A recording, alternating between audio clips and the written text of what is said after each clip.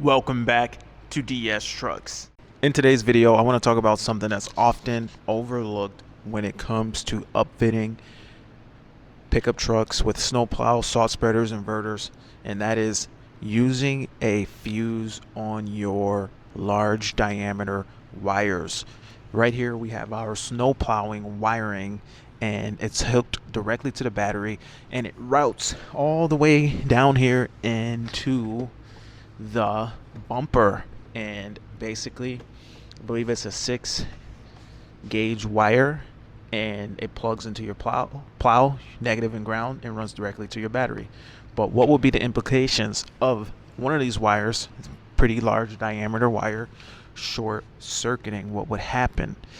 Basically, if for any reason this wire got pinched and connected to ground, it's such a large diameter wire that it could start a fire, or it could really pull down the batteries on your truck, and it would cause damage to the truck. It would wreak havoc on the electrical system in the truck, potentially shut the engine off, and cause a lot of issues. Very bad day.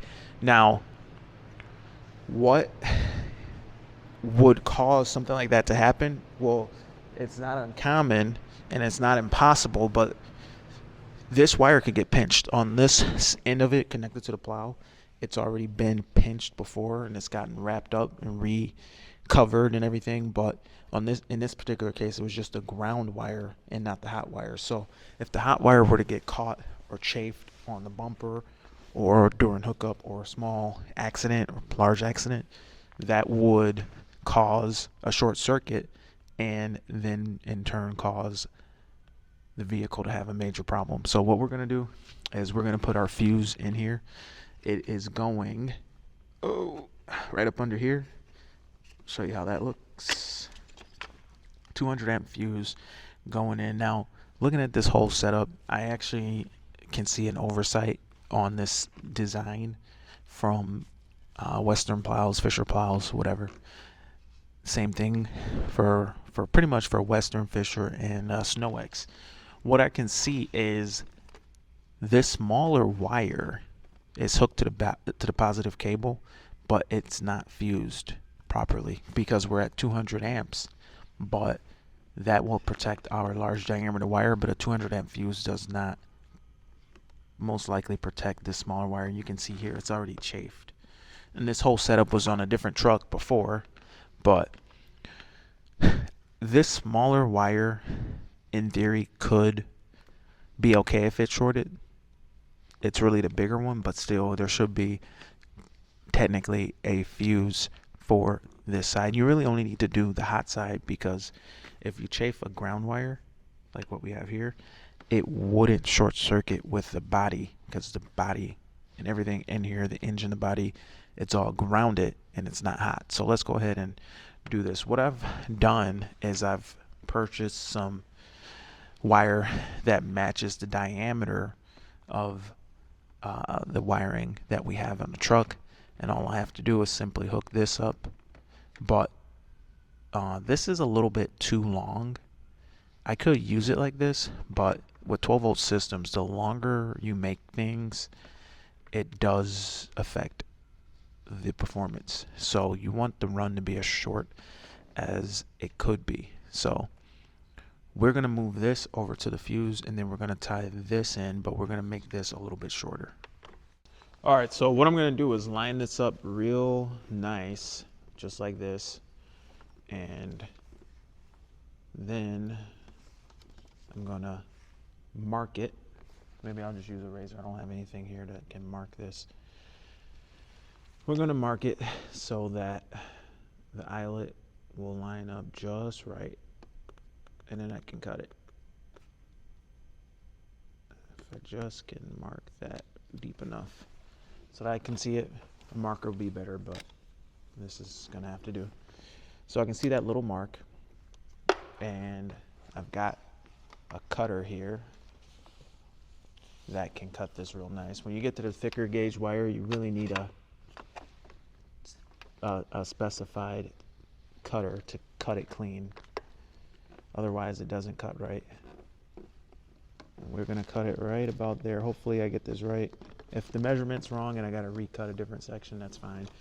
Now this wire I got off Amazon. It's a marine rated wire, and it gave me this long piece, positive and ground, and it also gave me some new eyelets, just in case you had to change the size, which in our case we do need to change the size. So let's take a look at that. That's how that looks. Real short, kind of stiff though once you get that short. And then it meets right there. And then we've got our eyelet, new eyelet right here. And that should land just right. And we've got to trim that now with the razor, like so. Trim just the right amount.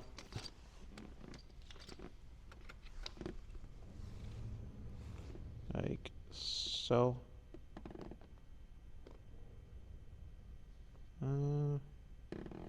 About that much. I can still see where I marked that. Yep. And then I'll just go around it and ring it. Hopefully I don't get any of the copper. But you never know. A little bit of copper, it's okay. It's not rocket science. So I kind of wrung it, and now I'm going to just bend it. Try to get through it without losing copper. If you lose one strand, you're in trouble. No, it's fine. So looks like I'm able to get this out without cutting into the copper at all. Real nice sheathing on this wire though. It's supposed to be marine rated. Okay, got that. My shrink tube might be a little too big, but it is what it is. Find that shrink tube. Where did the shrink tube go? Here it is. All right. Hopefully that shrinks down good. I don't even know if it really needs it going into this spot. It's kind of bare metal anyway. And honestly, the shrink tube's so big it would fit over the whole thing. So we're gonna roll with the hydraulic press. Again, this is an Amazon purchase. Big hydraulic press. This thing can fit in here somewhere. I don't want to break nothing. Maybe I'll relocate over to the work table. Okay, over at the work table, hopefully you can see this a little bit better. So real quick, in this hydraulic press, it's the sizing and everything is kind of weird on this thing, but basically you turn this little lever here, and then you, oh no, we got to press it down, but it's such a long ways away that I've got to press it beforehand, and I want it on the same plane, so I got to be aware of that. This thing is pretty cool, I must admit. The fact that it can press.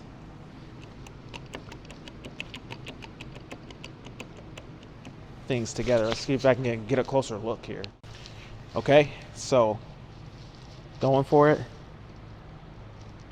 I don't know if this thing's going to be the right size, but we're going to try it.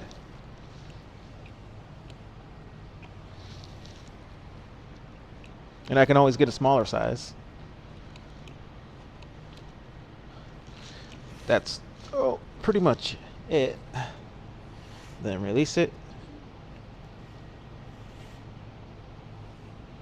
Look at that. It's in there pretty tight. I can't get it apart. That's perfect. Haha. Pretty good. Then we got a shrink tube right here. I kind of put that 90-degree bend in it so that it would mimic the shape that I want. Because once I shrink this shrink wrap's going to make it want to hold that old shape. So I don't want to have to fight with it. But I feel this connection that I made is so much better than the one that was given to me. When you look at the one that's already here, it's thinner metal, and the crimp, my crimp is better than theirs because I have this crimp tool, and they don't, apparently. So I'm gonna shrink this up. And it's a little excessive, don't need it, but we're doing it. Oh, got a little burn mark. All right, let's get up over here. Watch out for those burn marks. And like that, we've made our own freaking wire. How cool is that? Would this be a cool service? Like jumper cables or something being produced?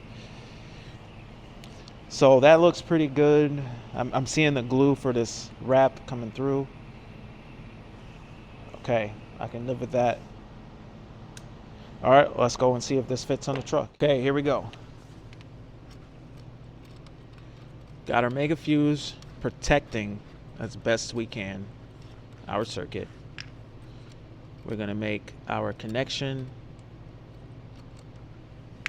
very soon here. A little bit long of a part here. It's a little long.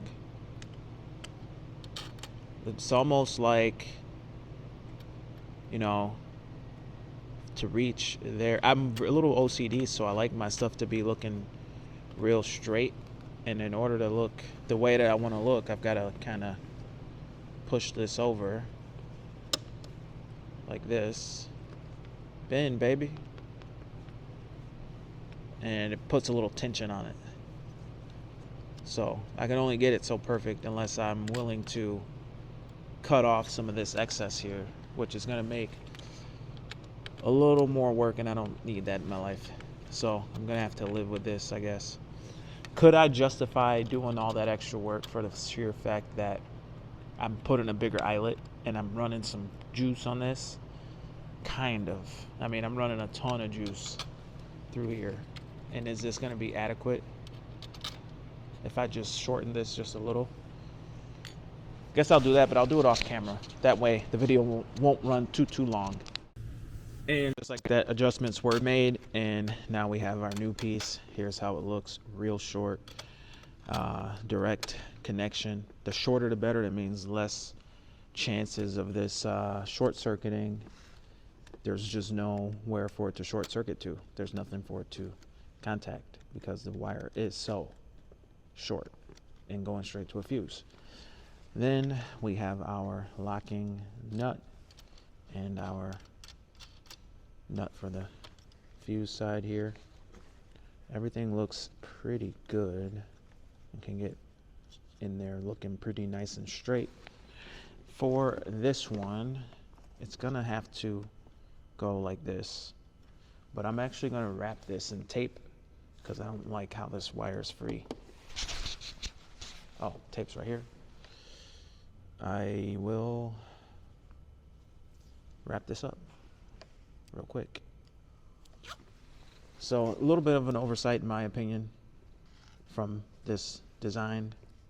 This kind of thing happens though with snowplows. They're not always perfectly designed. I mean, it's pretty good, but I know the new interface with the 23 pickup trucks with the LED lights is a little bit wacky, and I'm not exactly sure how that's going to pan out. I actually made my own harness here for 23 based off of a 20, and it was working real good. So they're interfacing with the headlights unnecessarily, and Ford made some changes where they don't want you messing with their headlight circuit. So a little bit of, I guess, discrepancy between the two companies. Ford doesn't want the high beams turned off anymore by the snowplow company. Snowplow company wants to interface with the high beams still. So how all this pans out, I don't know. But I'm gonna cut this and wrap the rest. It's getting hard to reach. So cut it here. This tape's so tough you can't tear it or nothing. Gotta use a razor on this tape because it's that rigid, or it's a nice looking tape too. Thanks Ford Boss for giving me that for Christmas. Okay.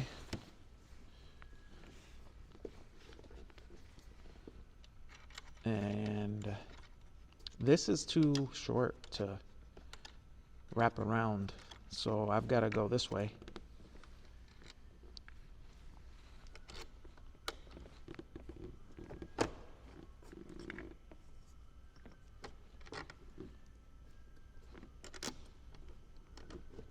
What's nice about this tape is it's pretty much the OEM tape that is on the truck.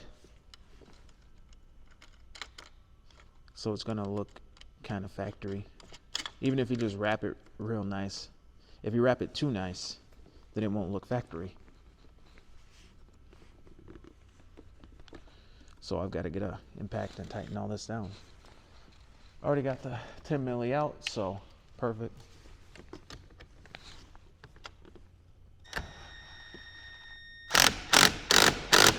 Nice and tight. I've got to get a 13 mil. All right, 13 milli.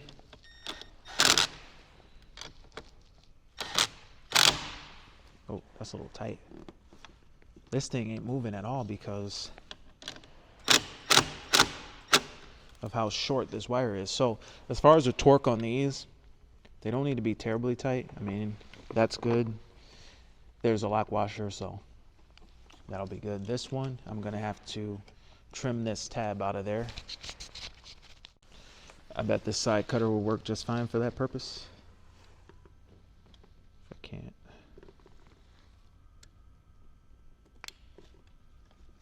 Okay.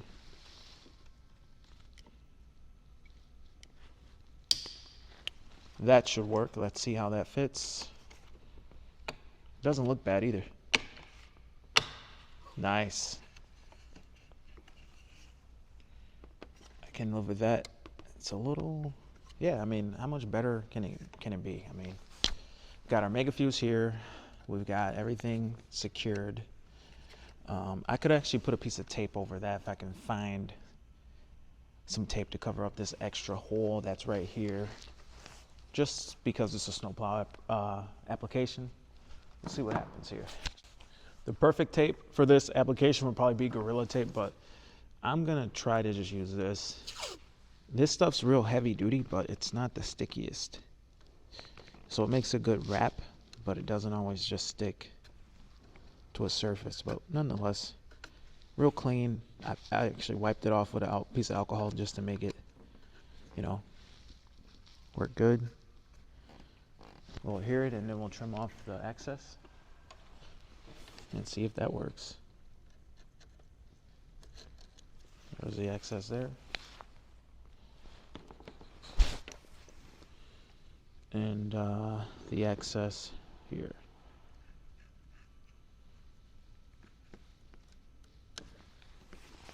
Okay, that's pretty clean. So that covers that big hole. These other holes, I'm not gonna worry. I could get real crazy and just like clean up these holes even more, just to be super OCD about it, just to keep any type of thing out of here. But that ain't really necessary. But yeah, that's how that looks. A mega fuse installed. If you ever need to put one of these on for an inverter install, a subwoofer install, anything. Subwoofers have their own special designed looking, fancy looking, but this design is what comes with the snowplow. They're pretty cheap to get. You can pick them up on Amazon. They're just a mega fuse. You can pull up on it right here and it shows what's inside. And pretty straightforward, basic, the most basic fuse. You can put 400 amp fuses in here. You could put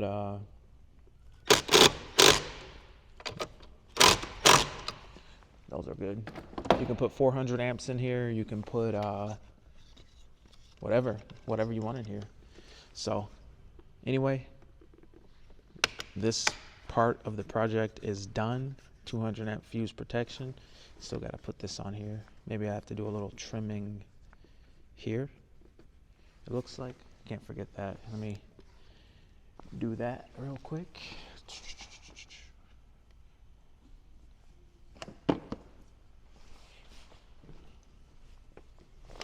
Right here. So it looks like maybe this stuff cuts easily. Cut in here like this.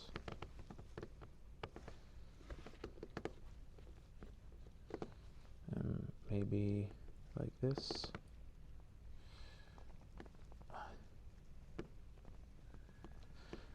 Try to make it look straight. See if that works.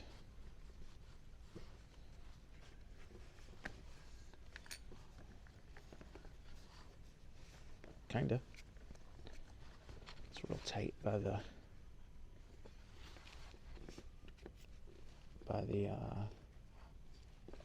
this little curve. It's making it hard. If I do that.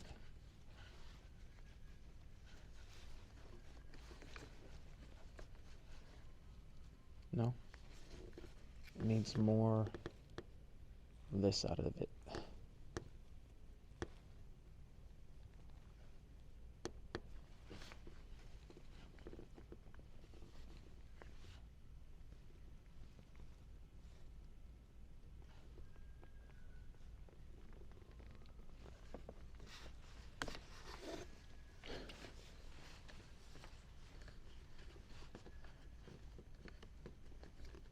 Okay, that looks pretty good.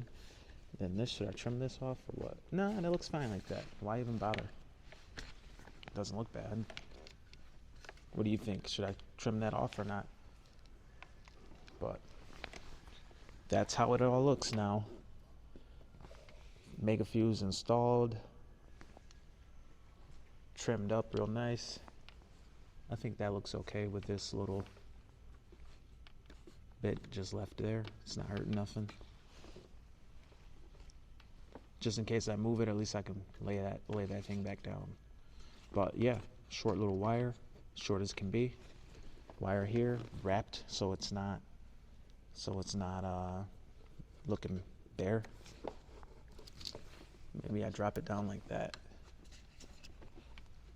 Makes battery removal a little bit more work, but looks pretty good at the end of the day. But plenty of videos out with this truck.